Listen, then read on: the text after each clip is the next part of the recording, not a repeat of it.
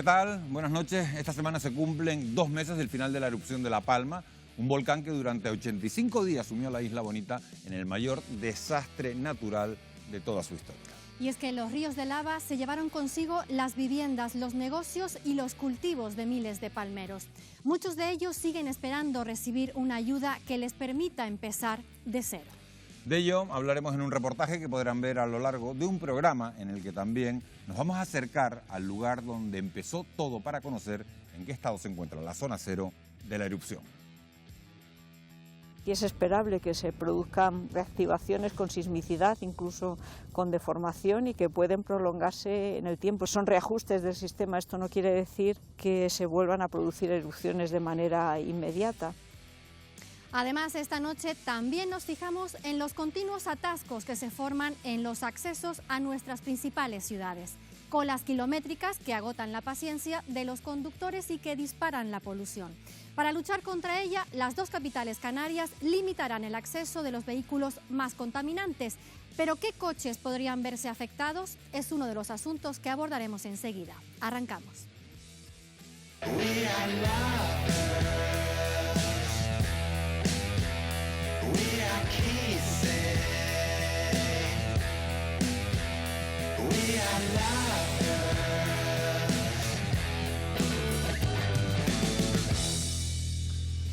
Comenzamos con uno de los grandes problemas que padece hoy Canarias y que pone a prueba cada día nuestra paciencia y también nuestros bolsillos. Les hablo del tráfico porque acceder o circular por los grandes centros urbanos se ha convertido en un imposible, una circunstancia que ha traído a la actualidad una polémica. ¿Es el tren parte de la solución a esos atascos? Para tratar este asunto están esta noche con nosotros Javier Campos, que es economista y experto en transportes de la Universidad de Las Palmas de Gran Canaria. Javier, buenas noches, bienvenido, gracias por acompañarnos.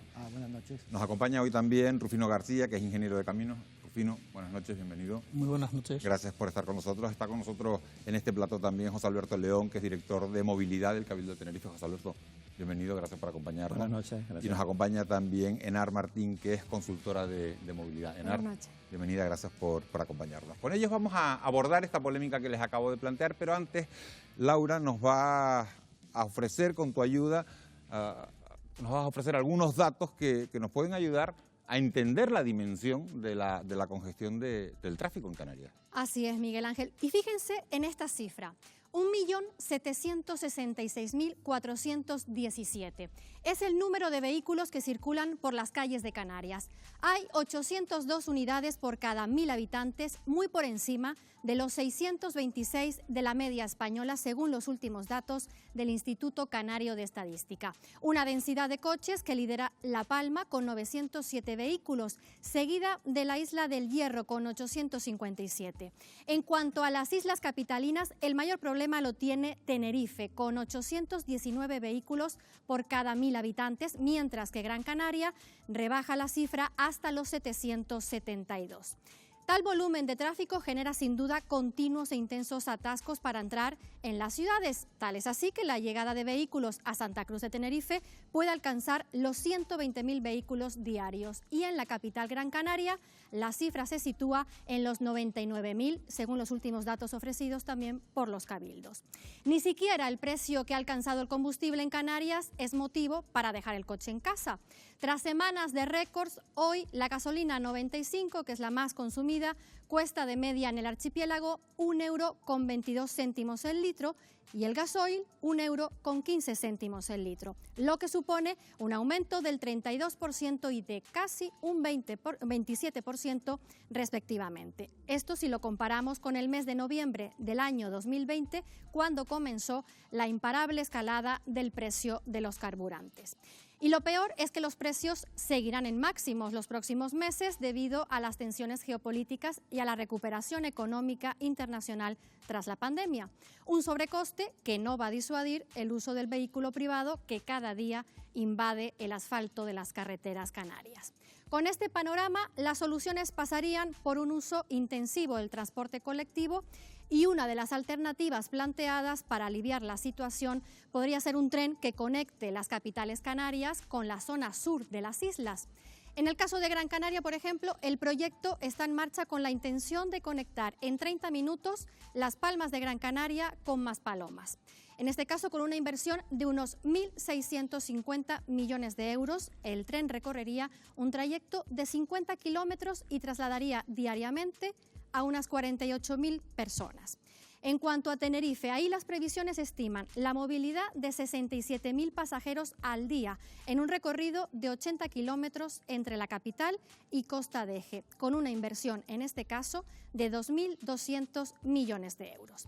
Sin embargo, mientras en Gran Canaria se ha llegado al consenso político para el emplazamiento de este tren, en la isla de Tenerife se ha desatado la controversia entre los adeptos y los detractores. Así que bueno, con polémica o sin ella, Miguel Ángel, lo que está claro es que Canarias necesita soluciones urgentes para la movilidad en las islas. Vamos a ver qué soluciones podemos encontrar. Para ello tenemos 4 expertos en la mesa. Como nos ha contado Laura, Gran Canaria y Tenerife no coinciden con el tren como opción para solucionar una parte de la congestión del tráfico que sufren las islas capitalinas. Yo traslado la pregunta a la mesa. ¿Qué opinan, Javier? Bueno, en primer lugar, el tren es un modo de transporte magnífico, es un modo de transporte que admite a un montón de personas y que, en cierta manera, aporta soluciones, pero también es un modo muy caro. Es un modo que tiene unos costes que además son costes hundidos, costes muy difíciles de recuperar y dedicar en el largo plazo a otras cosas. Por tanto, es una inversión muy costosa, estamos hablando en las 2 islas de más de 3.000 millones de euros y por tanto es una inversión que hay que plantear muy bien. Los estudios de demanda que existen actualmente, como mínimo, son cuestionables. Muchos de ellos son con datos previos a la pandemia y, por tanto, esas cifras de movilidad habría que matizarlas mucho. También hay que tener en cuenta que el coste de la inversión en infraestructura es altísimo y que, además, una vez construida, habrá que mantener esa operación. Pero no para Gran Canaria, no para Tenerife, sí para Gran Canaria, no para Tenerife. Voy a pedirles la opinión a todos, si les voy a pedir con brevedad para conocer un poquito el posicionamiento de cada uno de ustedes. Yo creo que no es una cuestión de Gran Canaria o Tenerife, es una cuestión de hay suficiente demanda que justifique esa inversión independientemente de donde sea. Y para eso lo que necesitamos son estudios serios, estudios que sean de una manera independiente y que evalúen efectivamente los corredores. Rufino. Bueno, efectivamente el tren es seguramente, o sea, el transporte guiado es seguramente el más eficiente. O sea, incluso está reconocido a nivel europeo, a nivel de Greenpeace. Nuestras carreteras ahora mismo tienen un alto de congestión inasumible y seguramente será importante saber por qué.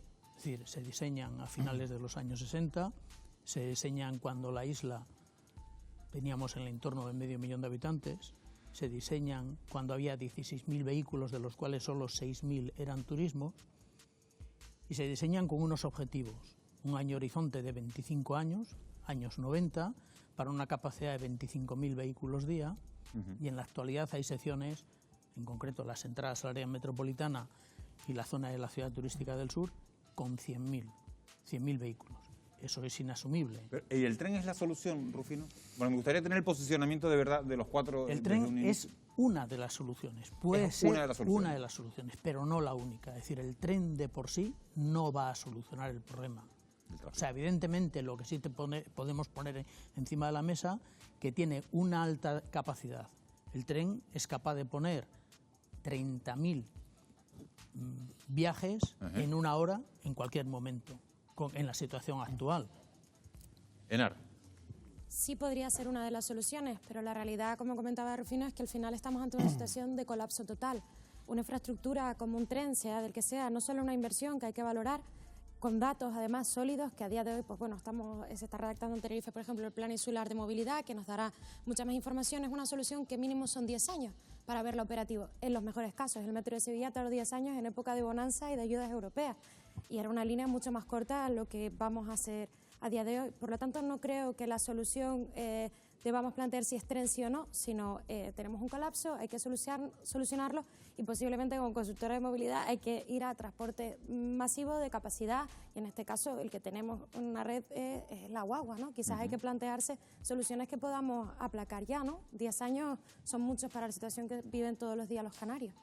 José Alberto León. Sí, bueno, nosotros consideramos que sí es una de las soluciones, sobre todo a medio plazo. Efectivamente, no es una solución que vaya a estar funcionando en los próximos 3-4 años, pero que sí que es uno de los modos de transporte más eficientes. De hecho, todos los estudios de la Unión Europea, por eso apuesta tan fuertemente por el tren, así lo dicen. Y además es uno de los modos de transporte que una vez realizada la inversión, sus costes operativos son mucho menores que los del transporte tradicional, lo que puede ser la guagua. Quiero decir que una vez puesto en marcha es mucho más barato y más económico mantenerlo, porque son capaces de transportar a muchas más personas. Pero me sorprende, José Alberto, que seas tú el que dice precisamente que el tren sí, cuando el Cabildo de Tenerife es el que se ha posicionado en contra. Bueno, algunos partidos en el Cabildo de Tenerife, otros no se han posicionado. En este caso mi partido, lo voy a decir claro, Ciudadanos sí que se apuesta claramente por el tren. Creemos que a medio plazo es uno de los modos de transporte más atractivos y además tiene una ventaja, según las proyecciones con las que estamos trabajando nosotros, de crecimiento de la población, especialmente en el sur de Tenerife. La demanda de movilidad, hay que tener en cuenta que la demanda de movilidad en los últimos 10 años ha aumentado un 50% en esa zona, y las proyecciones que tenemos es que va a seguir aumentando un 50% cada 10 años. El tren es el modo de transporte más escalable, más fácilmente escalable, con una demanda creciente. Por lo tanto, consideramos que puede ser muy interesante de cara al futuro. Y además estamos ahora mismo en una situación muy importante. Vamos a ver, ahora en España se está trabajando en el plan, vamos a decir así, en la planificación de los próximos 5 años de las infraestructuras ferroviarias en toda España. El Gobierno, el Estado, ya ha decidido que va a invertir 24.600 millones en toda España, y Canarias está completamente excluida de esos fondos. No sabemos muy bien por qué causa, porque consideran que a lo mejor que en Canarias no debe implantarse el tren, y nosotros lo que decimos es que en Canarias hay unos proyectos perfectamente viables, con mucha más demanda de la que hay en otros lugares de España. Se han invertido, por ejemplo, 3.700 millones en el puerto de Pajares, llevan 15 años en esa construcción y todavía no se ha puesto en marcha, que podrían perfectamente destinarse a Canarias. Queda clara la postura. Sí les pido brevedad, porque si no, tenemos muchos temas sobre la mesa para tocar y si no, no nos va a dar tiempo. Cerca de 1,8 millones de coches circulan en Canarias cada día, un territorio limitado en el que, según algunos expertos, construir más carreteras lo que haría, y se los pregunto también a los cuatro, lejos de solucionar, solo lo que conseguiría sería atraer más coches. Rufino, ¿crees que sería así? Si construyéramos más carreteras, ¿vendrían más coches? A ver, la obesidad no se cura cambiando de talla de pantalón todos los años, se cura con otros métodos. Es decir, el seguir ampliando las carreteras es una espiral diabólica, es decir, más carreteras, más coches, más carreteras. Lo que ocurre que seguramente tenemos que hacer un buen diagnóstico de cuál es la situación. Es decir, no podemos estar creciendo eternamente, pero tenemos que cambiar de hábito sobre todo. Tenemos que empezar a pensar la solución conociendo cuáles son los problemas actuales, cómo hemos llegado hasta aquí, cuál es el diagnóstico, hacer un buen diagnóstico y a partir de ese punto poner encima de la mesa las soluciones, que serán seguramente un mix de muchas cosas.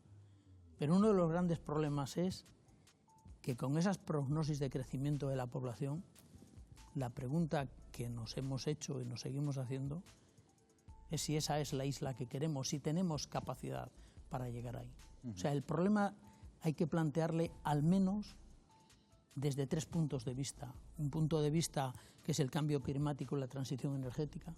Otro punto de vista es la capacidad de carga del territorio limitado que tenemos, que no puede crecer eternamente. Y un tercer punto es efectivamente considerar la movilidad en el concepto que tiene. Movilidad es un derecho fundamental de las personas y ahora, después de la pandemia, lo tenemos claro. Para restringirnos la movilidad ha sido necesario ir al Parlamento y declarar el estado de alarma.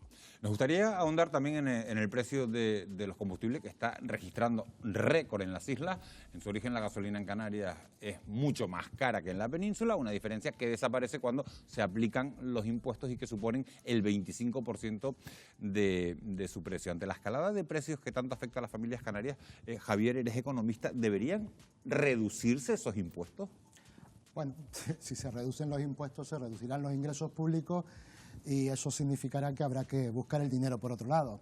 La cuestión de la relación que tiene el usuario con el precio del uso del transporte privado es que no solamente importa el precio del combustible, sino importa también el tiempo, ¿no? Y en la medida en la que el transporte privado, aun teniendo en cuenta la congestión, siga siendo una alternativa atractiva para la mayor parte de los usuarios, pues seguiremos utilizando nuestro vehículo privado. Por tanto, efectivamente, como se está diciendo aquí, pasa por una reformulación de los hábitos de movilidad, que tengan en cuenta cambios en esos patrones de viaje y que efectivamente, en cierta manera, se penalice al vehículo privado en favor del vehículo público, del transporte público. Y en cualquier caso, y quizás volviendo a un tema que se ha mencionado antes con respecto a lo del tren, hay que tener en cuenta que no se trata de una cuestión de, como en la península hay trenes, aquí debería haber trenes. Desde el punto de vista del criterio económico es dónde es socialmente rentable que haya trenes. Si en Canarias no es socialmente rentable, con los estudios sobre la mesa, yo no estoy diciendo que el tren sea una mala idea en abstracto, sino que pongamos los estudios claramente sobre la mesa, pues veamos si eso es cierto o no es cierto. Bueno, pues con todo este contexto detrás parece que la guerra al coche ha comenzado. Todas las ciudades españolas de más de 50.000 habitantes van a tener que establecer zonas de bajas emisiones en 2023 de acuerdo con la nueva ley climática nacional, limitando el acceso de vehículos antiguos y contaminantes a sus núcleos urbanos. En concreto, se va a prohibir la entrada a los coches de gasolina matriculados antes del año 2000 y a los diésel con anterioridad al año 2006. Para saber qué planes tienen las dos capitales canarias, hemos hablado con sus responsables de movilidad. Esto que van a ver es lo que nos han contado.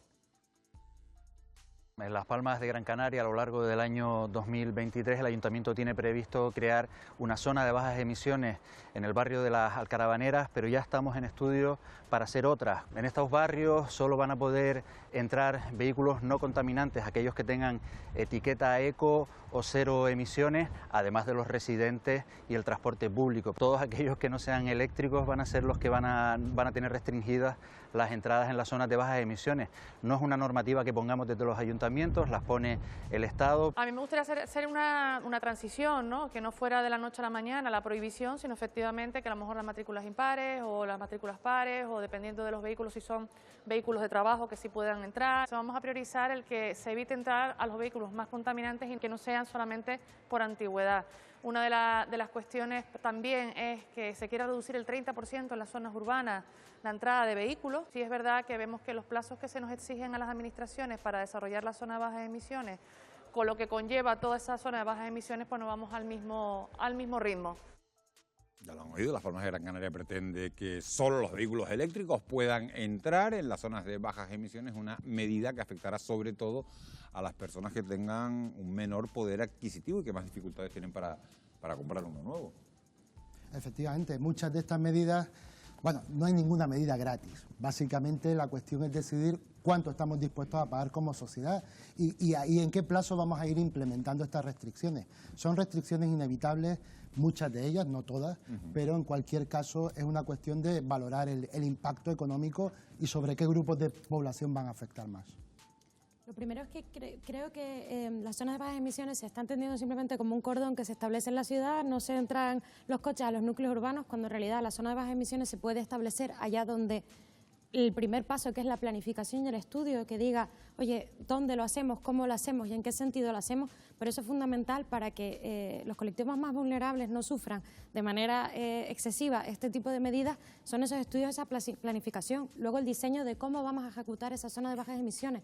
Como siempre se dice en movilidad, esto es la teoría del palo y la zanahoria. Primero hay que penalizar al vehículo privado, pero por otro lado, la zanahoria, hay que generar mayor conexión con transporte público, garantizar el acceso peatonal, la accesibilidad, antes de tomar esa decisión. No es simplemente no entrar los coches y ya está. Luego hay que poner en marcha, y una última fase que no se nos puede olvidar, que al final esto es una evaluación, es un proceso de continuo cambio. No van a entrar los vehículos y lo hacemos como estimamos, sino tenemos que hacerlo, es una obligación. Mueren todos los años 46.000 personas en España por la contaminación del aire. Javier, José Alberto estaba asintiendo con lo que decía Henar, pero sin embargo cuando salía Evelyn Alonso antes en pantalla, hacía así como que no con la cabeza, y Evelyn Alonso, la concejala de seguridad de Santa Cruz de Tenerife, ha planteado la opción de que durante un periodo de transición al menos los vehículos circulen según sus matrículas, pares o impares. ¿Es una fórmula, José Alberto, eficiente para reducir la contaminación y para reducir los atascos? Bueno, todo lo contrario. Yo creo que al menos deberíamos aprender de la experiencia de otras ciudades que ya intentaron en su momento y que lo implantaron con un gran fracaso en esta fórmula. Esperemos que aprendamos. Al menos deberíamos mirar lo que se ha hecho ya. Esto se probó en París. Y al final lo que sucedía es que, bueno, además genera inequidades, porque en las casas más pudientes pueden tener varios coches y al final lo que tendían era tener un vehículo par y un vehículo impar para poder acceder todos los días.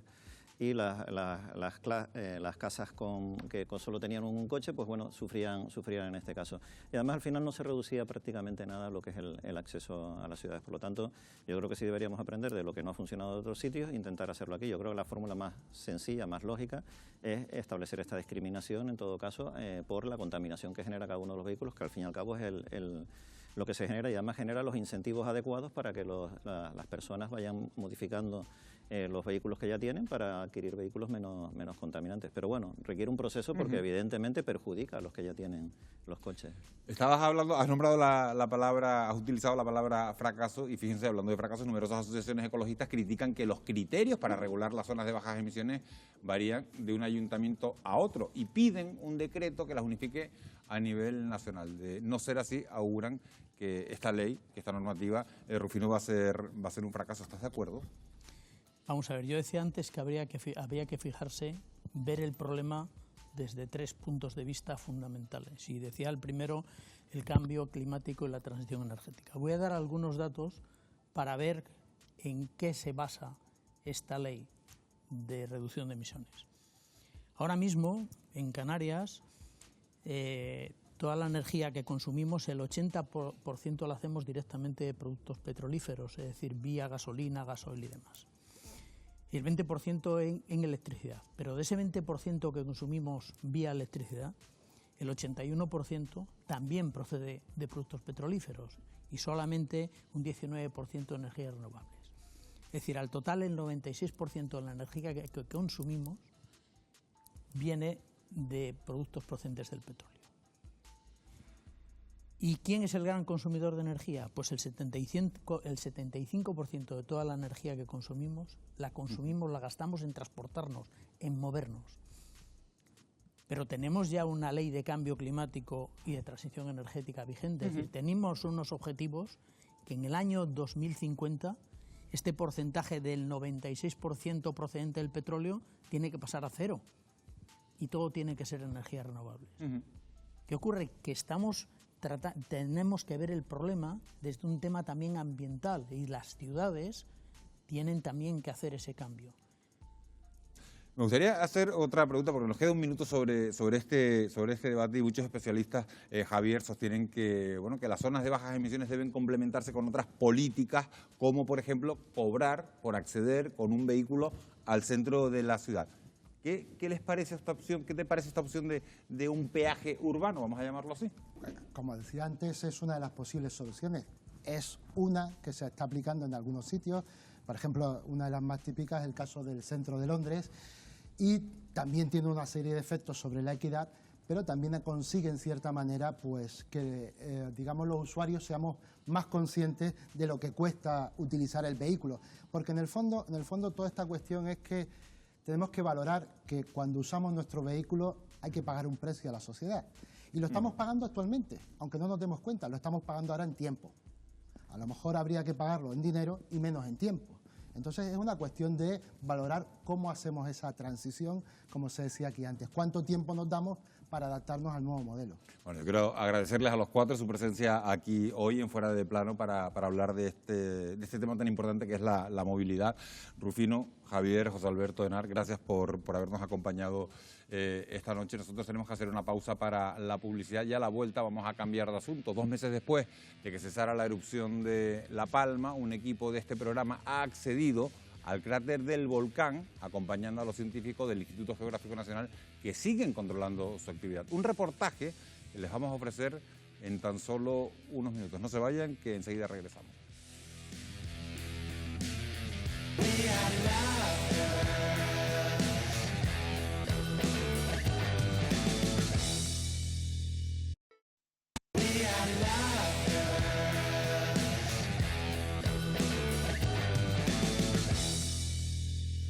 Ya estamos de vuelta en Fuera de Plano y miramos ahora hacia Cumbre Vieja porque aunque el volcán de La Palma dejó de emitir lava hace 2 meses, todavía sigue activo. Un equipo de este programa ha acompañado a los científicos que siguen al pie del cráter para conocer su estado actual.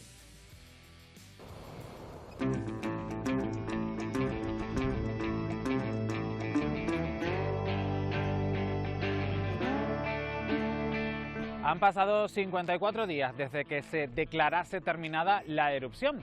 Ahora el diverso equipo de científicos desplegados en la isla tienen otra tarea: custodiar a un volcán dormido que ha dejado a su paso un reguero de consecuencias en la vida, en el trabajo y en el futuro de los palmeros.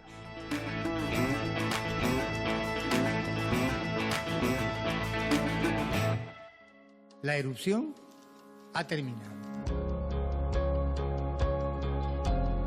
En Cumbre Vieja ahora reina el silencio y la paz después de 85 días de un verdadero infierno causado por la propia naturaleza.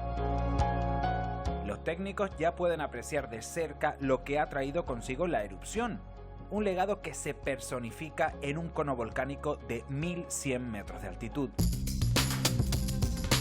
María José Blanco, directora del Instituto Geográfico Nacional en Canarias, ha sido una de las caras visibles del gran equipo de expertos que han seguido la erupción. Pues ahora mismo lo más interesante son los muestreos de gases y de agua y de las coladas ya solidificadas y la instalación de instrumentación que cuando la erupción estaba en curso no se podía instalar porque no se podía acceder al cráter. El análisis de estas muestras nos dará información de cómo ha sido el comportamiento de esta erupción. De hecho, estamos a muy pocos metros de uno de esos cráteres, el resultado de tantos días de erupción. María José, ¿qué características tiene? Bueno, aparte de ser un material que es muy inestable, veis que tiene unos colores diferentes. Hay una zona que es más negra y otra que ya está más oxidada, de colores marrones. Tiene emisiones de gases, como podéis ver por sus flancos, y luego veis los depósitos de color amarillo, que son sales de azufre. Es un cráter que está, digamos, en continua evolución porque, como decías, está compuesto de un material muy frágil. Frágil y además está caliente en su interior y tiene emisiones de fluidos a altas temperaturas, y esto hace que los materiales sean inestables, y de hecho cuando estamos trabajando en el cráter no es raro escuchar derrumbes de las paredes del cráter hacia el interior, y cambia prácticamente diariamente su morfología. Es esperable que se produzcan reactivaciones con sismicidad, incluso con deformación, y que pueden prolongarse en el tiempo. Son reajustes del sistema, esto no quiere decir que se vuelvan a producir erupciones de manera inmediata. Porque aquí en la isla de La Palma la sismicidad aún continúa, a otros niveles, pero continúa. Sí, estamos en un nivel todavía un poquito alto respecto al nivel base que teníamos definido ya por los años de registro. Deformaciones, no hay ninguna deformación. ¿Hasta cuándo se va a prolongar el trabajo del IGN aquí en Cumbre Vieja? Dependerá, por supuesto, de los datos que vayamos teniendo. Siempre que haya un aumento de actividad, pues prolongaremos más nuestra permanencia aquí. La lava buscó su camino y lo encontró: el mar. El litoral palmero se ha transformado con la creación de 3 islas bajas, como ya hicieran anteriores erupciones volcánicas. Un equipo de la Plataforma Oceánica de Canarias se encarga ahora de estudiar la afectación del ecosistema tras la llegada del material volcánico a sus profundidades. Lo hacen gracias a un vehículo no tripulado que surca las costas cercanas a Tazacorte. Lo que estamos tratando es de mantener la presencia en el área de interés tras la crisis volcánica, manteniendo, digamos, una observación lo más eficiente y sostenible posible. De ahí que los sistemas que estemos utilizando sean autónomos. Básicamente lo que estamos observando son variables esenciales del océano. Entonces este vehículo nos va reportando información cada 5 minutos para ver tendencias, cómo el ecosistema en general ha sido alterado o no en base, pues, a este fenómeno natural.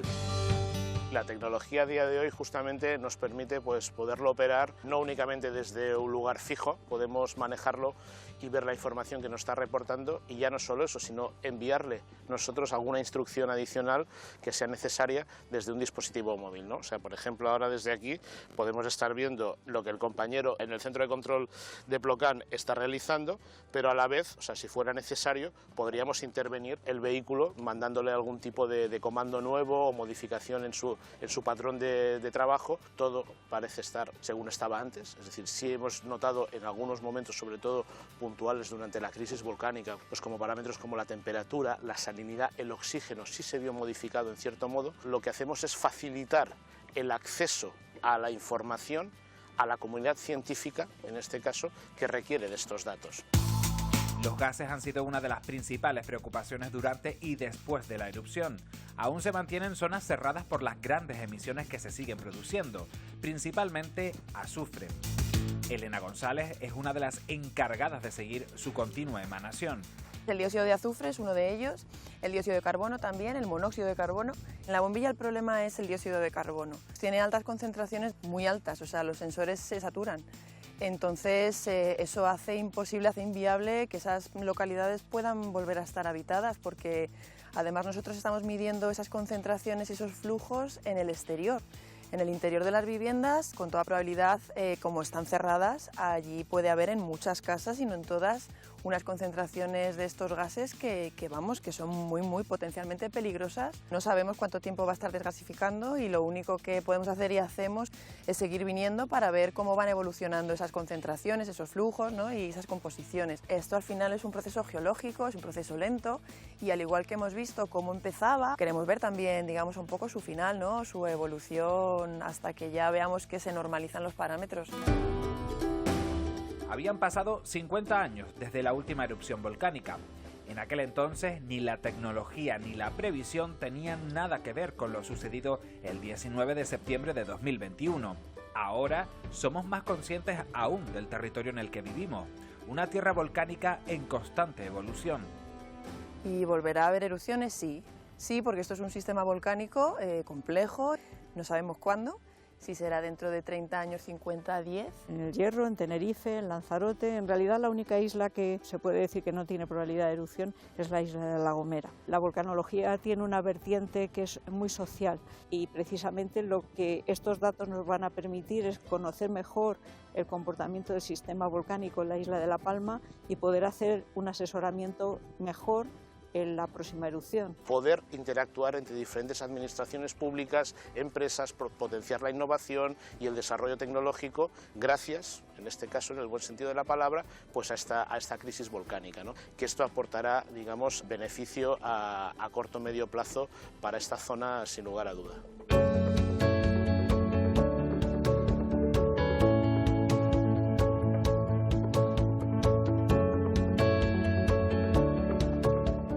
Esta erupción, como hemos visto, ha sido todo un laboratorio natural para centenares de científicos, un entramado de conocimiento que supondrá un avance a la hora de estudiar futuras erupciones y toda una oportunidad para la isla de La Palma. Bueno, aunque el volcán hace tiempo ya que no arroja lava, sigue registrando actividad. Y para abordar este asunto contamos con dos invitados de excepción. Nos acompañan esta noche Juan Carlos Carracedo, vulcanólogo. Juan Carlos, bienvenido. Gracias por acompañarnos. Buenas noches. Y está con nosotros también Jaime Coello, que es director de la Fundación Teleforo Bravo. Jaime, bienvenido, gracias por estar con nosotros. Muchas gracias. Juan Carlos, pese a que el volcán cesó la actividad el pasado 13 de diciembre, los científicos continúan tomando su pulso y vigilando el entorno. Sin embargo, es prácticamente imposible una reactivación, ¿no? No, la reactivación del volcán actual, o sea, el que hemos tenido o hemos sufrido hasta hace poco, es imposible porque estos volcanes son monogénicos y tienen la característica fundamental de que una vez que han cesado la erupción, por ahí no va a volver. Ese es otro tipo de volcanes, por ejemplo el Teide, que esos sí son poligénicos y tienen muchas erupciones durante a lo mejor cientos de miles de años. Saldrá otro cono, no sabemos cuándo, puede ser un año, pueden ser 30, 100, los que sean. Desgraciadamente no somos capaces todavía de predecir cuándo va a ocurrir, pero ocurrirá otro, pero en otro sitio. Jaime, todavía hay puntos calientes cerca del cráter que alcanzan casi en algunos puntos los 1000 grados de temperatura. ¿Eso es normal? ¿Cuándo se van a enfriar estas zonas? Es normal, de hecho recuerdo una de las últimas veces que estábamos por allí que desde la boca donde se emitía lava era perfectamente visible un punto rojo, ¿no? Cuando hay oscuridad. Eso es perfectamente normal y bueno, pues esa disminución de temperatura se irá produciendo gradualmente, al igual que la desgasificación. Y otra pregunta que le quiero hacer a los dos, porque de verdad que hay mucha gente que se lo sigue preguntando. Los vecinos de Portonaos y La Bombilla siguen sin poder volver a sus casas por las altas concentraciones de monóxido y dióxido de carbono. ¿Cuándo podrían estabilizarse esos gases? ¿Hay una fecha aproximada? Lo estábamos comentando antes de entrar, en el San Juan hubo menos gases, en el Teneguía, en la zona del propio Teneguía y en la costa sigue habiendo emanaciones de gases. De hecho, en Fuente Santa hay muchos días en los que no se puede entrar dentro de la Fuente Santa porque hay unas emanaciones muy potentes de gases y realmente aventurarse a decirlo es muy complicado. Yo por lo menos no me atrevo a hacerlo, ¿no? Incluso lo del calor, el Teneguía, años después ponías un periódico dentro y ardía. Se quemaba. Y en Lanzarote todavía se sigue manejando esto como un atractivo turístico, ¿no? El problema que tienen los gases, sobre todo el anhídrido carbónico, es que es un gas inodoro que no se nota, pero es más pesado que el aire y lo que hace es que desplaza el oxígeno y por eso hay unas concentraciones tan bajas de oxígeno. Y eso ocurre efectivamente, como dices tú, ocurre todavía en volcanes como el Teneguía. Lo que pasa es que, claro, dentro de una galería, fuera no se nota, no se percibe porque las corrientes de aire lo limpian. Pero ahí en La Bombilla, en Remo y Puerto Naos, la última vez que estuvimos por allí, que íbamos con un medidor, tenía 17% y hacen falta 21% para poder vivir, ¿no? Y eso puede durar bastante tiempo, desgraciadamente. Pero bastante tiempo, ¿cuánto es? Porque claro, bastante tiempo... Bastante tiempo pueden ser meses, porque ahí puede que se mezclen dos componentes. Uno, los propios gases que salen por el cráter, que como si lo viéramos en color, si los tiñéramos de color, veríamos que no suben, sino que se adaptan a la topografía y siguen bajando hasta el mar.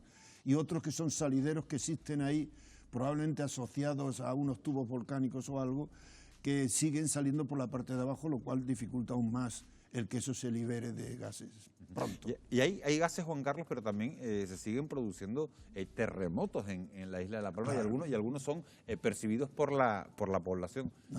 Naturalmente. Eso ha sido un proceso natural que ha desestabilizado todo el conjunto hasta bastante profundidad y entonces esto se tiene que ir estabilizando y se estabiliza como cuando una casa tiene muchas grietas y eso y tiene pequeños derrumbes que se notan como chasquidos, pues esto se nota como chasquidos que dan lugar a terremotos, algunos de bastante intensidad. ¿Hasta cuándo, hasta qué intensidad pueden llegar esos terremotos? No creo que sean de una intensidad excesiva. Esos terremotos ya son de asentamiento y no lo que vimos en la fase preeruptiva e incluso durante la erupción. Estos no se van a aparecer porque son, como dice Juan Carlos, pues de ajuste, ¿no? de intensidades inferiores en todo caso. Son puramente gravitatorios, es decir, que se desploma algo y produce ese terremoto. Hay una de las curiosidades que nos ha dejado el volcán, que son las tonalidades azules que algunos fragmentos de lava han adquirido al enfriarse. Se ríe Juan Carlos, ¿por qué se produce ese fenómeno? Esto no son gases.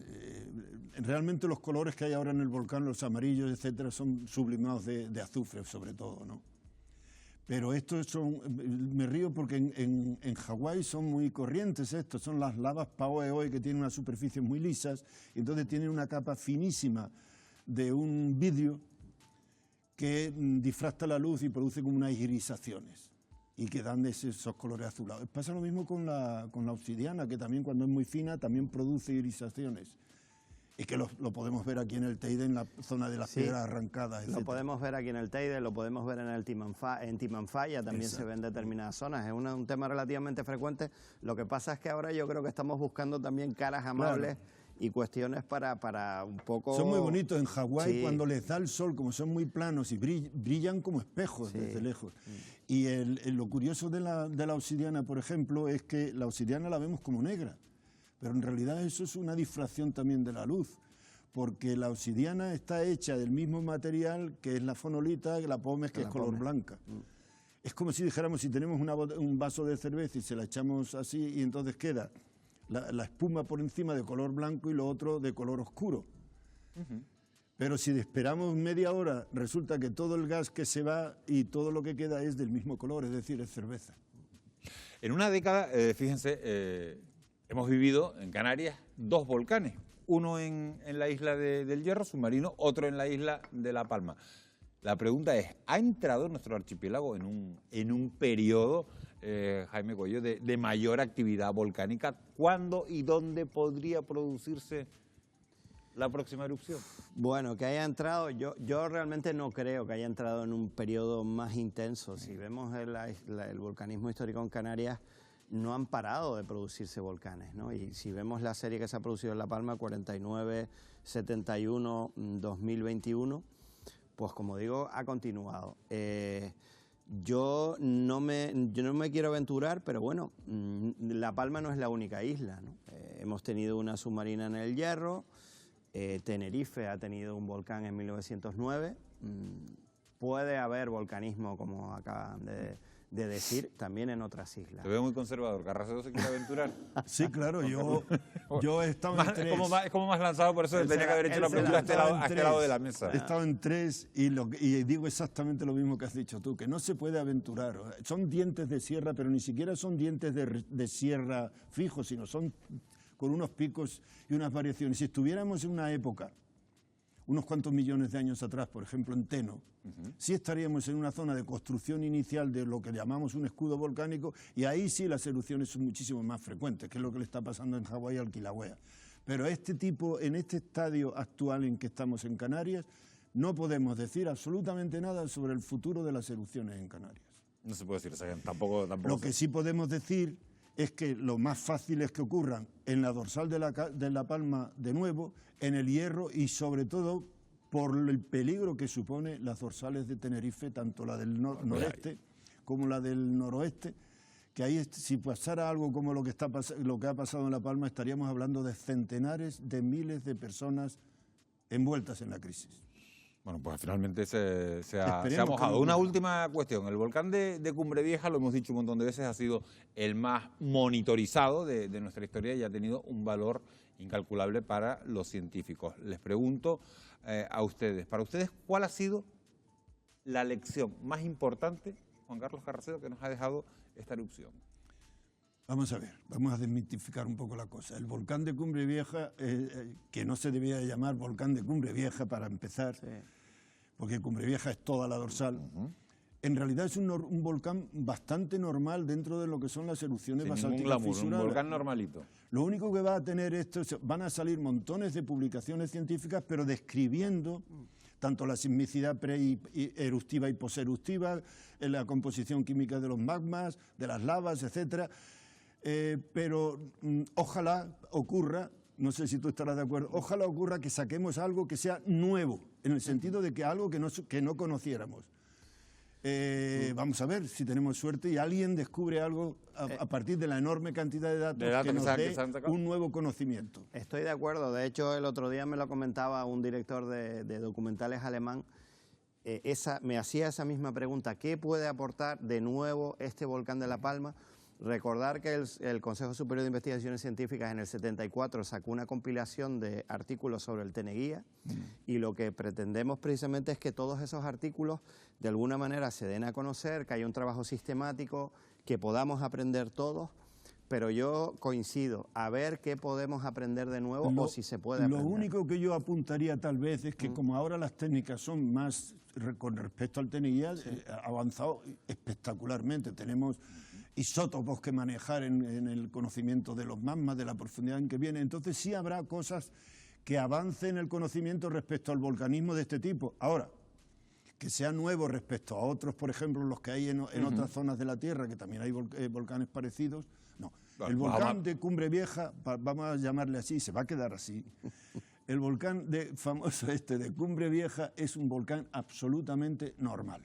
Que el único cambio que ha habido es que ha afectado a una zona muy poblada y por lo tanto ha sido de una magnitud mayor de lo normal en este tipo de erupciones y por lo tanto... Pues queda claro, señor Carracedo. Vamos a ver si se descubre algo en esa cantidad de datos que se han obtenido. De los aspectos más científicos de la erupción, vamos a pasar ahora al lado humano de esta tragedia porque el volcán sepultó los sueños y los proyectos, Laura, de miles de palmeros.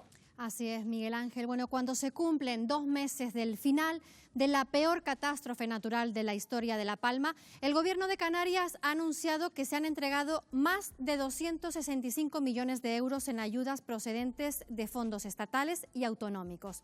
Pese a ello, muchos afectados continúan sin recibir un dinero que es vital para poder reconstruir sus vidas. Un asunto que veremos en el siguiente reportaje. Toda la vida trabajando para esto. Vámonos de aquí. Vámonos.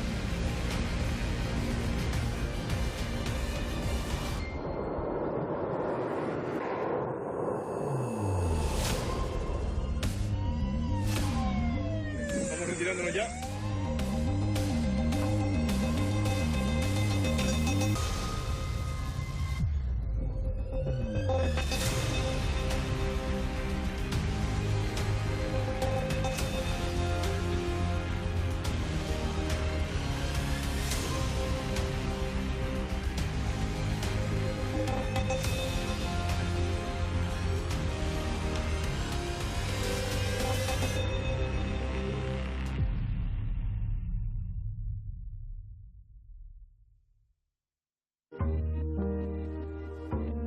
2 meses después del cese eruptivo, volvemos a La Palma para conocer la situación de los afectados por la mayor catástrofe natural de su historia.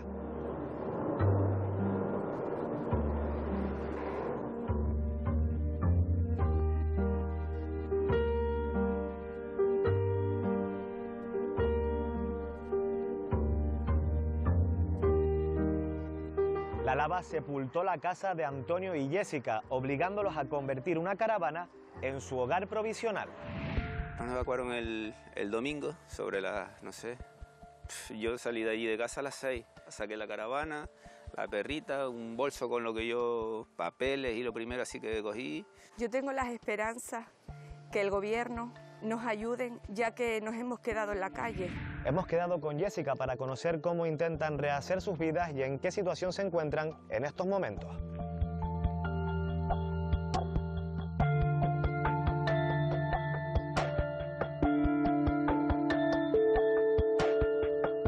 Jessica, la última vez que nos vimos, tú y tu marido Tony estaban viviendo en una caravana. Ahora están en esta casa. ¿Cómo consiguieron entrar a vivir aquí? Esta casa salió por medio de un familiar, porque ya no podíamos seguir la convivencia en la caravana, se nos hacía cada vez más imposible y por medio del familiar nos las han prestado sin alquiler.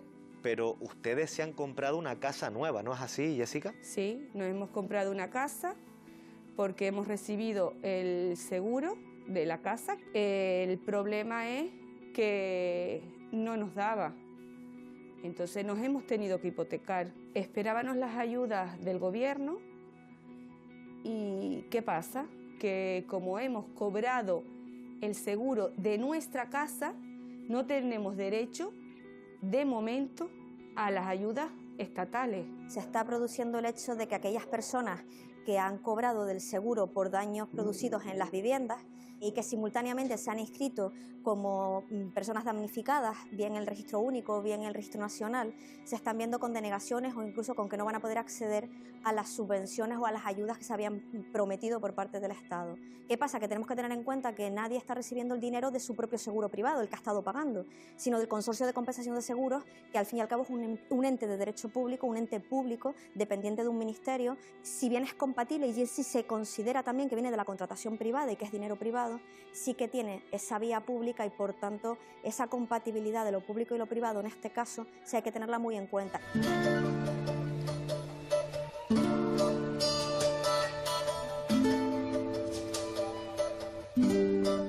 No todos los damnificados han encontrado un nuevo hogar. Más de 550 fueron realojados en hoteles de la isla al ser evacuados de las zonas de exclusión. David es uno de ellos. Lo estamos asimilando. Prefiere uno estar trabajando y entretenido hasta dándole vueltas al coco de la situación personal que estamos viviendo todos con esto, ¿no? ¿Qué es lo que más te preocupa ahora mismo? Ahora mismo el tema de la vivienda y a ver qué soluciones nos dan. David sigue viviendo en este hotel de Fuencaliente. Una habitación de 22 metros cuadrados es su hogar provisional desde hace casi 5 meses.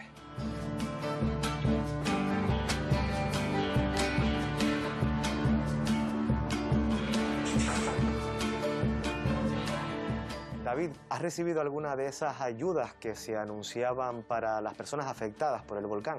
Hasta la fecha no he recibido ningún tipo de ayuda, ni de donaciones, ni de ningún tipo. No sé qué es lo que está pasando exactamente, no sé en qué criterio se basan para pagar las ayudas. Vinieron aquí para apuntarnos, tomarnos toda la documentación, mirar caso por caso. Y bueno, se presentó todo en su día y hasta la fecha de hoy yo por lo menos no he recibido ningún tipo de ayuda. Hay distintos criterios, está el criterio económico, el primer criterio es que hayan perdido la vivienda, por supuesto, que no tengan segundas viviendas, el número de niños que tengan. Hay una comisión técnica y en esa comisión técnica están las trabajadoras sociales y también hay gente representando al Instituto Canario de la Vivienda. Y ellos que se reúnen semanalmente son los que establecen la puntuación en base a la cual se van luego dando las viviendas. David, ¿tienes esperanzas en que se encuentre una solución pronto o crees que tu estancia en este hotel todavía va a ser mucho más larga? Pues esperemos que no, aunque en el hotel nos están tratando fantásticamente, la verdad, pero son ya muchos meses y uno necesita tener un poco más de intimidad, ¿no? Aparte, los alquileres se ha puesto por las nubes. No encuentro un alquiler asequible al precio al que estaba pagando antes, por mi cuenta, y esperemos que a corto plazo nos den una solución. No hemos vivido una especulación inmobiliaria, ni mucho menos. Sí es cierto que lo que es esa demanda pues ha subido, porque evidentemente ya no hay tantas viviendas disponibles en sí para poder residir, y evidentemente, claro, hay gente que siempre se aprovecha de la situación de debilidad que puede generar lo que es el sistema, como en esta ocasión, de las ayudas que puedan haber, y nada, intentan hacer la picaresca.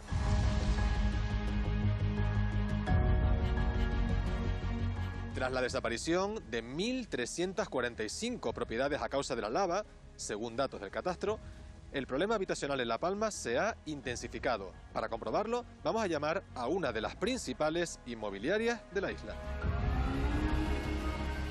Hola, buenas. Llamo porque estoy buscando pisos de alquiler en la zona del Paso, de los Llanos, para saber qué disponibilidad había. No, ahora por la zona del Valle que va imposible, no hay absolutamente nada. Está todo completo.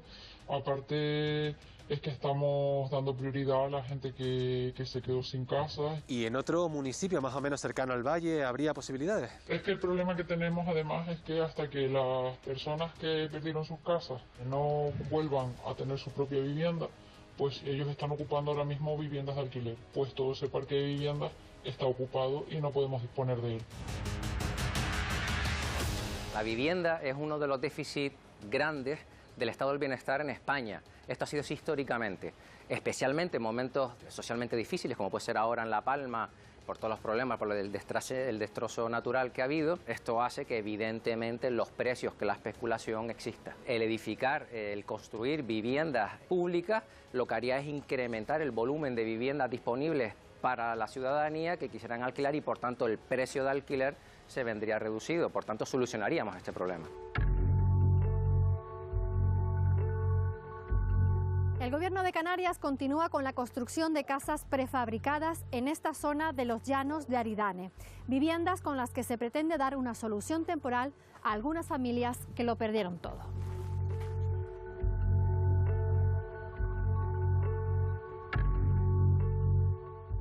Javier López, responsable de Modular Vivendi, ¿cómo va la construcción de estas casas? Bueno, estas 5 primeras casas ya las tenemos prácticamente listas interiormente y exteriormente. A falta del suministro de agua, luz, desagüe, pues si quieres pasamos dentro y las vemos cómo son. Vamos.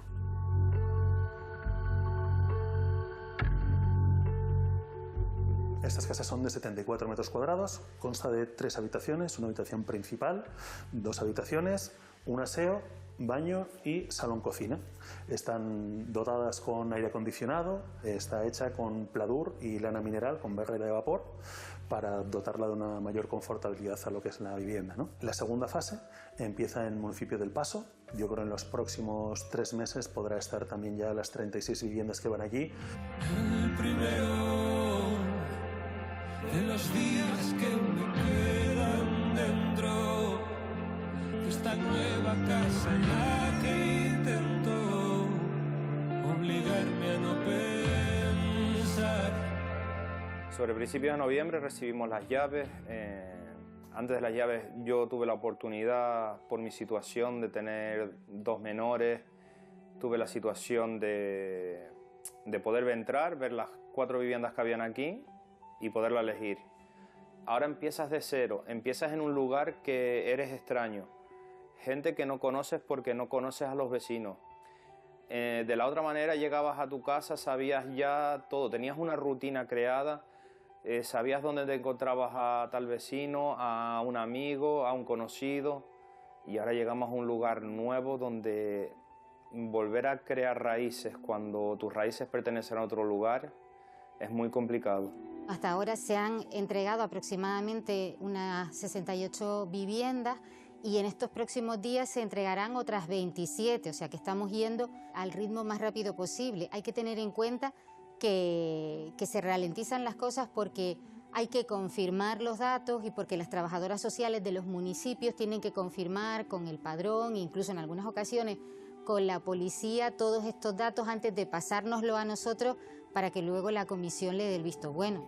Y mirar hacia atrás, entender el camino y andar pese a todo, buscando algún modo más.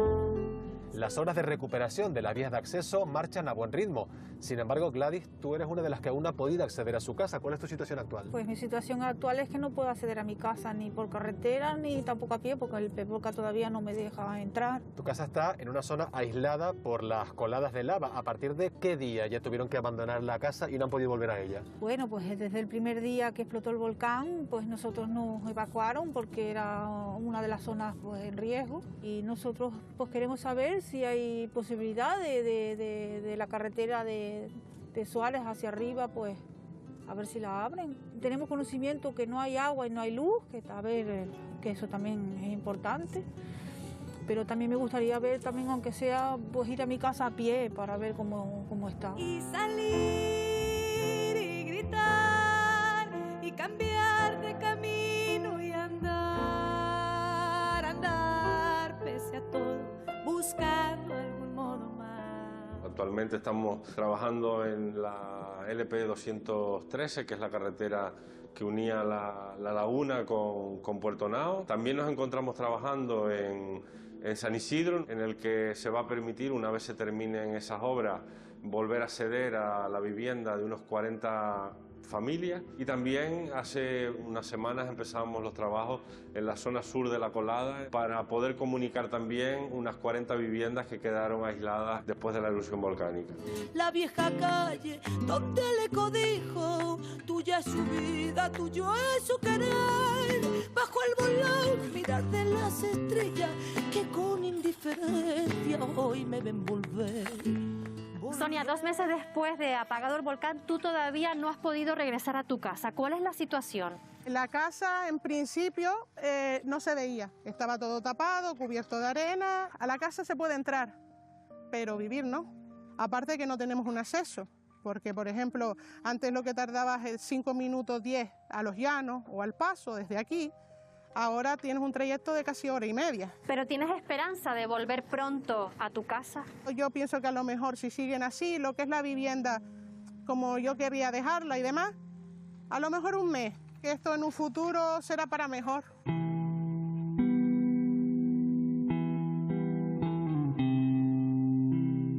Más de 5.000 afectados han recibido ya ayuda institucional. Y aunque ya se han enviado más de 250 millones de euros para paliar esta situación, no todos han tenido la misma suerte.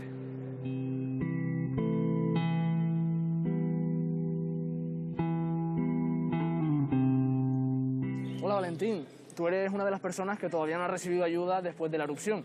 ¿En qué punto te encuentras? La verdad que ni sé yo. El día 20, hace 5 meses ya, se llevó la casa mía y unas pertenencias que tenía yo, unos terrenos, una finca de aguacate, una maquinaria, garajes, talleres y unos apartamentos.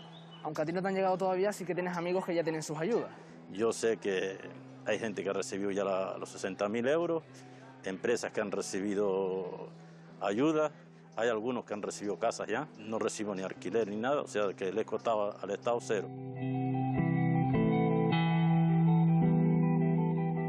El compromiso del Gobierno de España con la isla de La Palma es absoluto. Hemos entregado viviendas, hemos dado ayudas a las personas que las han perdido total o parcialmente, hemos compensado a casi 1.200 personas con el Consorcio de Compensación de Seguros y seguimos trabajando para que la reconstrucción sea un hecho. Nosotros tenemos que atender a casi 4.000 familias o más de 4.000 familias. No es nada sencillo. Primero, recabar toda esa información en el registro único, no estamos hablando de 100, 200 o 300 familias. Hasta este momento superamos los 5,5 millones de euros repartidos en donaciones, que han ido desde los 2.000 hasta los 3.000 euros y que podemos decir a día de hoy que hemos alcanzado prácticamente el 90% de los damnificados. ¿Qué vamos a hacer con el resto? Que estamos hablando de casi 6 millones de euros. Hemos tomado la decisión de repartir la totalidad de esas ayudas entre las casi 940 familias que han perdido su vivienda habitual. No ha habido ninguna claridad en el reparto de esos donativos. No hay ningún lugar donde nosotros podamos comprobar a quién le han llegado esos donativos. Se nota que ellos no han perdido ni sus hogares, ni sus fincas, ni nada por el estilo, porque si para ellos es rapidez tardar casi 5 meses en repartir unas donaciones, pues apaga y vámonos. Dicen que es por cuestiones de burocracia, que supuestamente ese registro único que iba a ser la panacea al final no ha funcionado como se planteaba en un inicio. Han tratado ese dinero como si fuera de ellos.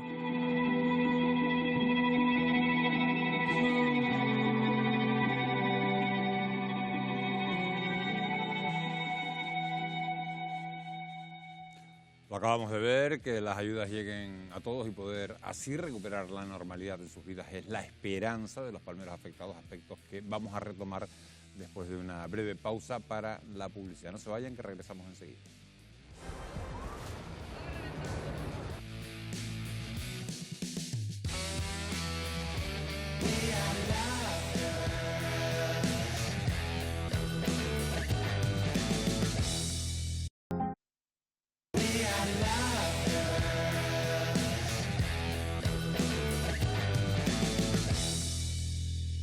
Son las 11:28 de la noche de este jueves 17 de febrero. Seguimos en directo en Televisión Canaria en Fuera de Plano.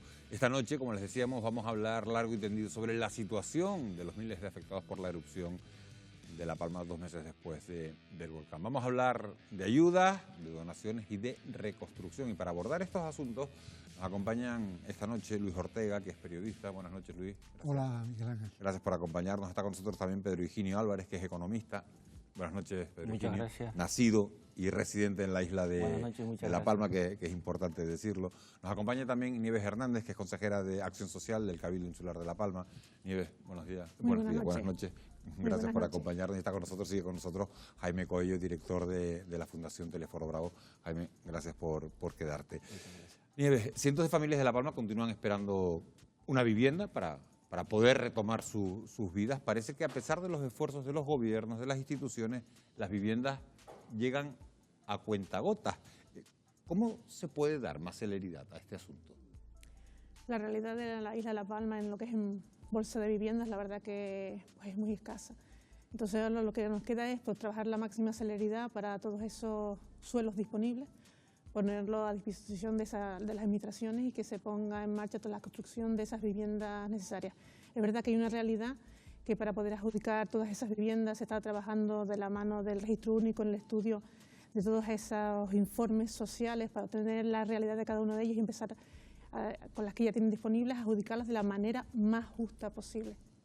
Claro, de la manera más justa, Luis, y lo que dice Nieves, se está tramitando a través del registro único y desde esa oficina de registro único se dice que no se puede ir más rápido porque además tienen que analizar uno por uno los casos para que no haya fraudes y para que no haya irregularidades. De hecho, se estima que un 10% de las solicitudes incluyen datos incorrectos o falsos.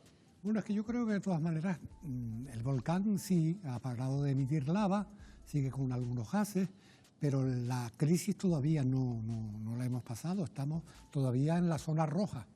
En la zona roja en el sentido de urgencias hay muchísimas familias y personas que no han visto satisfechas sus aspiraciones legítimas. Hay una oficina que está trabajando muy bien y con rigor.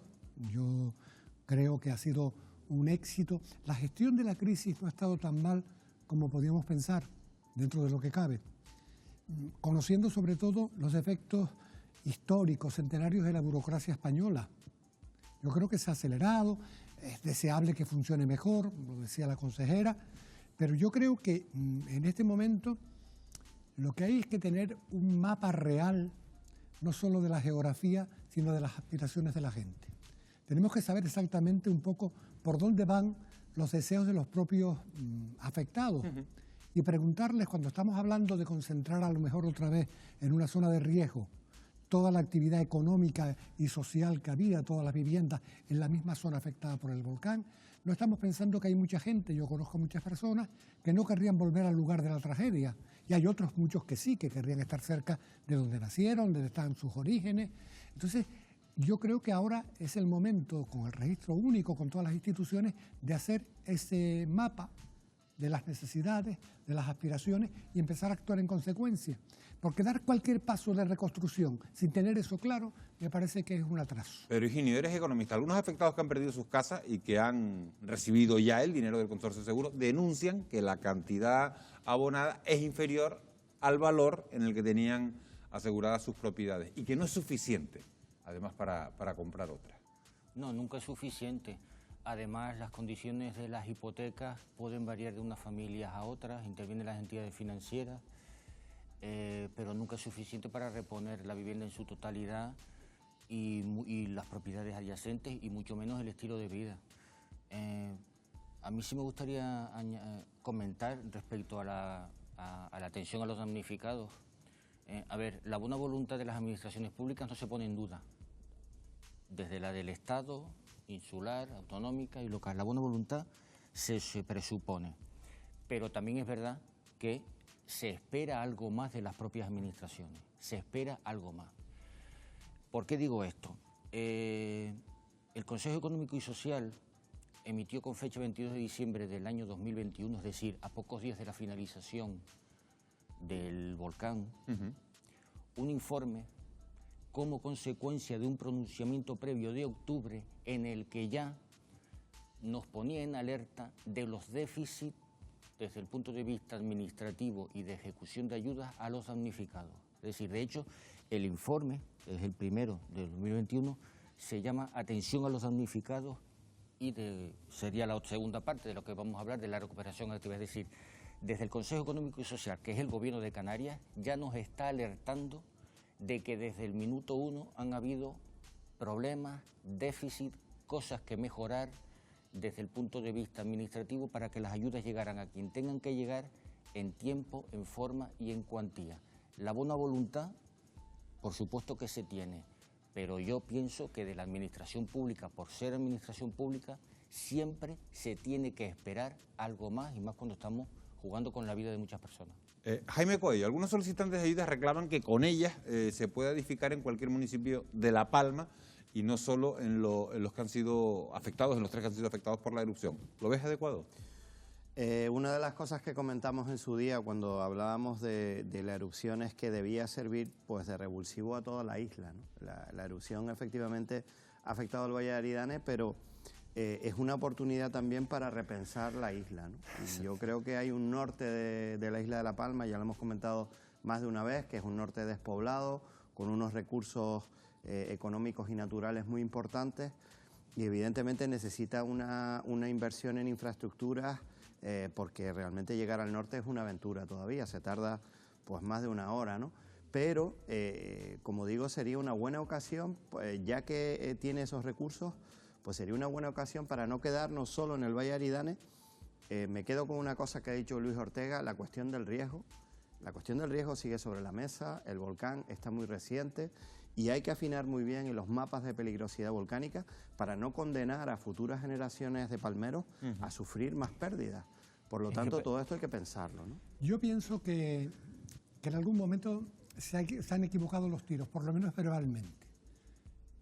Indudablemente el volcán afectó a la comarca del Valle de Aridane, pero no es un problema comarcal, es un problema insular. Y hablar de problemas locales en una isla de 700 kilómetros cuadrados me parece cuando menos una bobería. O sea, la crisis que está viviendo toda la isla es como consecuencia de un volcán que hace daños superiores y graves y dramáticos en el Valle de Aridane, pero la solución es global. Es una oportunidad para intentar entender, primero, que los ayuntamientos tienen que dejarse de localismo y que tienen que trabajar en conjunto, que es una oportunidad para comercializar servicios. A lo mejor no hay tanto suelo en los llanos de Aridane, concretamente, para recuperar un polígono industrial perdido y ofrecer espacio para viviendas. Y hay municipios que están ofreciendo su suelo, porque tienen problemas demográficos, lo comentaba Jaime con mucha razón, y un desequilibrio terrible. El norte de La Palma, que tiene más superficie que el Valle de Aridane, pues tiene como un tercio de la población, sumando Garafía, Barlovento y San Andrés y Sauce. Entonces, yo pienso que estamos equivocando los tiros si pensamos en soluciones locales, acotadas geográficamente. Pero Higinio, ¿querías hablar? Sí, es totalmente acertado lo que dice el compañero Juan. Yo vuelvo a este informe del Consejo Económico y Social que la segunda parte es aprovechemos esta tragedia que ha sucedido o este hecho que no estaba en los planes de nadie para reconducir el modelo de desarrollo en la isla de La Palma. Yo no utilizo la palabra reconstrucción de la isla, yo nunca la he utilizado, me parece que hasta... ¿Cuál utiliza? Recuperación del Valle de Aridane y aprovechando que vamos a recuperar el valle, darle un giro de 180 grados a la economía y a la sociedad de La Palma tal como venía planificada desde antes. Es que son muchos temas. Vamos a ver, ahora mismo las fotos que estamos viendo, la cantidad de maquinaria pesada que se está haciendo. A ver, lo que yo le transmito a la gente que directamente ha sufrido esto es que desgraciadamente las cosas para la mayoría de ellos, desde el punto de vista de no de proyecto de vida o más emocional, sino el lugar donde viven, donde van a vivir, cómo han vivido, no va a ser igual nunca, no va a ser igual nunca.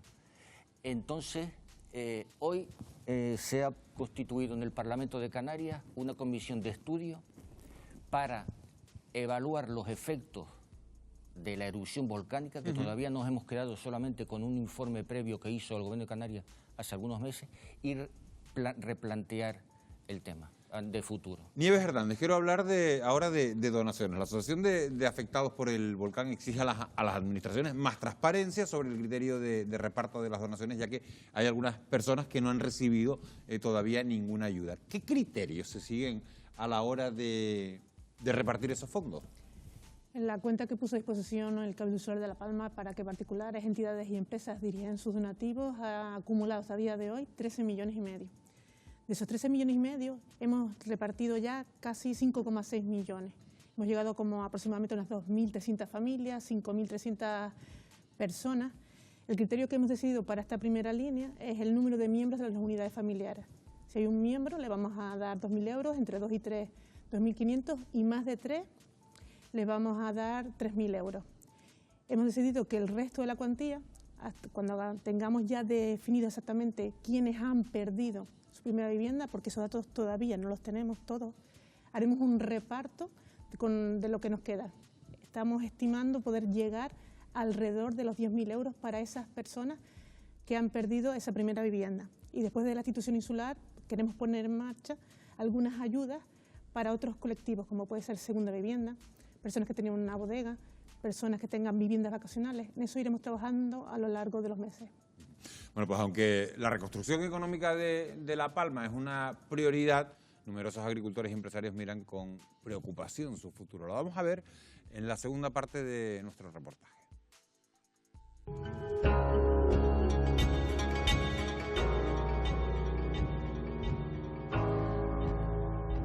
El volcán ha supuesto también un duro golpe para el motor económico de la isla, el plátano, del que viven unas 10.000 familias. Hace 3 meses los agricultores debatían sobre el futuro del sector. Nosotros somos gente positiva y de los plataneros estamos acostumbrados a todos los desastres. ¿Es verdad o mentira? Sí. ¿Tú crees, Oscar, que tú ahora por esto nos vas a hacer abandonar esto? Sinceramente. No, yo no voy a abandonar. Juan Vicente, la última vez que hablamos, la situación del plátano estaba siendo muy delicada. ¿En qué situación está en estos momentos este sector tan importante para la isla? Los daños se han acrecentado infinitamente porque a día de hoy las consecuencias están acentuadas. Estamos hablando de platanera que está prácticamente seca y lo peor de todo es el lado sur, ¿no? El lado sur tenemos más del 30% de la platanera afectada.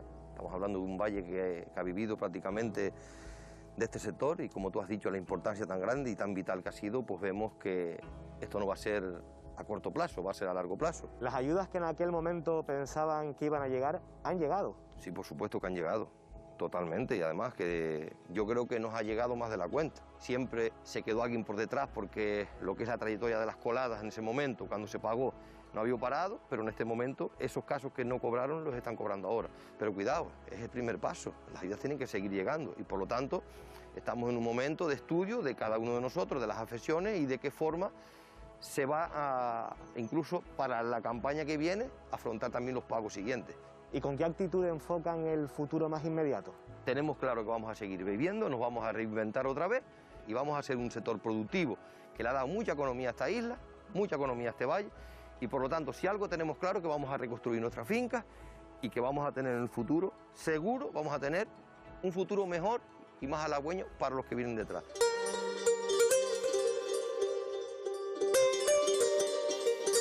Además del sector primario, el volcán también ha afectado al turismo. En octubre hablamos con Jorge, un gestor de viviendas vacacionales que trabajaba en la zona afectada. Aparte de lo material, que es importante porque hemos perdido, digamos, nuestros puestos de trabajo, hemos perdido 7 casas, creo que de las que gestionábamos allí en Todoque y las Manchas de Abajo. Lo peor y lo irrecuperable es que hemos perdido el paisaje que nosotros vendíamos junto con las casas. Yo, particularmente, he perdido pues mi medio de vida. Mientras espera recuperar su medio de vida, Jorge ha comprado una licencia de taxi. Jorge, tú has sido uno de los grandes damnificados de la erupción. ¿A ti cómo te ha cambiado la vida el volcán? Llevábamos 25 años trabajando allí en aquella zona, en la zona de Todoque, y la verdad es que, bueno, éramos una empresa consolidada y desde luego, pues en 2 días, pues me cambió la vida. A mí me quedan 6 años para poderme jubilar. ¿Qué hago? Pues buscarme la vida y he dicho, bueno, pues me meto en un taxi, que es, digamos, lo que es más pronto y más rápido se puede empezar a trabajar. ¿Has pensado en algún momento en tirar la toalla? No, yo tirar la toalla no, porque yo siempre en mi vida profesional nunca me ha asustado el trabajar ni los retos. Si dentro de 5 o 6 meses yo veo que va en serio la reconstrucción de la isla de La Palma, pues activar la empresa otra vez. El volcán en sí ha creado un atractivo turístico que perfectamente se puede complementar con los productos ya existentes en la isla. Para reforzar el turismo en La Palma hay que disponer de la suficiente capacidad alojativa para acoger a esos turistas. De las 15.000 plazas alojativas que dispone La Palma, hay unas 600 que se han perdido definitivamente. La expansión de La Palma debe ser, como cualquier expansión turística, sostenible económicamente, socialmente, sin olvidar también la regulación del alquiler vacacional. Y eso tiene que ser completamente un escenario distinto a la tentación de que la reconstrucción de La Palma vaya por otra vía, que es la de la gran inversión turística, de la gran mole, del gran resort, que en el fondo lo que va es aumentar la dependencia económica de la economía de La Palma de actores y de agentes del exterior. Más de 300 autónomos y empresarios de La Palma han solicitado ayudas al gobierno. En octubre, Andrés, propietario de una cafetería en Puerto Nao, se planteaba abandonar la isla.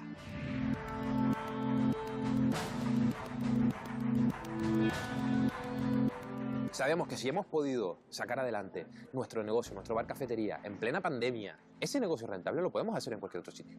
Quiero dilatar esa decisión de irme a vivir a otro sitio todo lo que pueda. Han pasado más de 3 meses y este autónomo sigue sin poder retomar su negocio por estar en zona restringida. Su idea de abandonar La Palma adquiere cada vez más fuerza.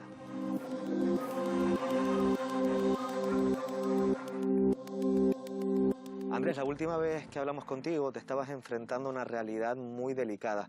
¿Cómo está la situación en estos momentos? Hoy en día sigue igual de delicada. Nosotros seguimos con nuestro negocio cerrado. Bien es por la seguridad de todos, porque por lo visto en la zona de Puerto Nao hay mucha acumulación de gases, y también seguimos evacuados de nuestra casa. Mi vida personal ha cambiado un poco porque si anteriormente tanto mi cuñada como mi cuñado nos acogió en su casa y nos dio un techo justo después de que explotara el volcán, a día de hoy somos de los pocos afortunados en la isla de La Palma por el problema que hay con la planta alojativa, de que sí hemos conseguido un alquiler, y ha sido el municipio de Tazacorte quien nos ha acogido y quien nos ha ayudado en este caso. Y bueno, seguimos disfrutando de la costa. Salimos de la costa de los Llanos de Eridane en Puerto Nao y ahora estamos en la costa de Tazacorte. ¿Como autónomo has podido percibir algún tipo de ayuda? Nosotros de momento como empresa hemos recibido tanto la ayuda del Ayuntamiento de los Llanos de Eridane como la del Cabildo Insular. También somos afortunados por eso, porque también sabemos de muchos casos que todavía no han percibido nada. Nosotros como autónomos podemos estar recibiendo ayudas que pueden estar en torno a los 600 euros. Las ayudas han llegado muy tarde y todavía la parte importante está por llegar. Necesitamos financiación. Esa gente que lo ha perdido todo, casi todo, ¿cómo vas a ir a avalar a un banco para que te den financiación? Pues necesitamos que el Gobierno de España abra una línea de ICO específica en la cual avale al 100% para poder, llegado un momento dado, salir adelante con una carencia o por lo menos con unos plazos hasta 10 años como mínimo para que la gente pueda reemprender. Hoy en día, ¿cómo miras hacia el futuro? Hemos decidido que esos viajes que tenemos planeados, proyectados en nuestra vida, a ponernos una mochila al hombro y hacerlo de una forma low cost, pero no dejando de vivir y de buscar. Nuestra primera opción, nuestra primera oportunidad de negocio surgió en Puerto Naos, en la isla de La Palma, pero si bien es cierto que como cualquier ser humano, a la hora de visitar otro lugar del mundo, otra isla, incluso decirte, bueno, es que a lo mejor en uno de esos viajes surge una oportunidad de negocio y tengo que irme. Sí nos podemos plantear empezar nuestra vida fuera, porque ya la empezamos una vez aquí. La podemos empezar en cualquier otro lugar, no hay diferencia.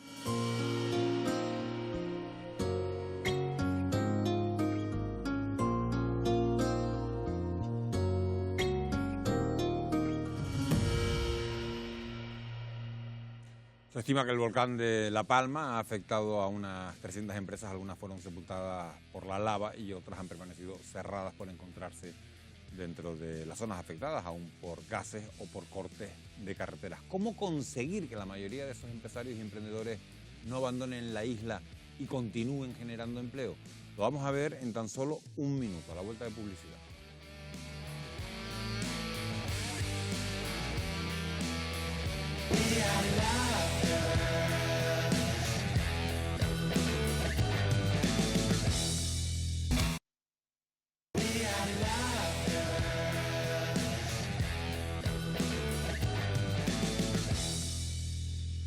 -12 de la noche, seguimos en directo en Televisión Canaria, en Fuera de Plano. El impacto del volcán ha sido devastador para los municipios afectados. Le pregunto al economista que tengo en la mesa, Pedro Higinio, ¿cómo reconvertimos la economía del valle para evitar un éxodo poblacional, como hemos oído antes en el reportaje? Sí, 2 o 3 datos muy concretos. La erupción ha afectado al 1,74% de la isla y ha afectado a 229 hectáreas de platanera, lo que indirectamente, pues toda la zona de costa del valle, pues las plataneras también están muy afectadas. Vamos a ver, y quiero ser muy breve, pero también intentar muy claro porque es uno de los mensajes que quiero transmitir.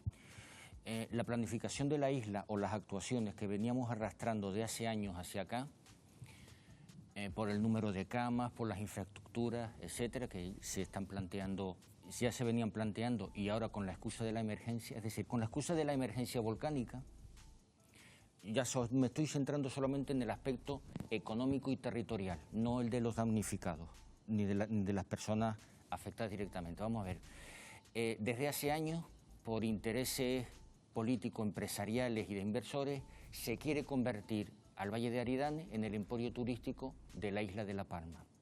En su momento, todas las fuerzas políticas del Cabildo en el año 2003 firmaron un documento en el que todas se pusieron de acuerdo en crear en la isla 25.000 camas. Vamos a ver, no tenemos mucho tiempo, pero Virginio, el litoral del Valle de Aridane... ¿Cómo reconvertimos la economía para que no se vaya la gente?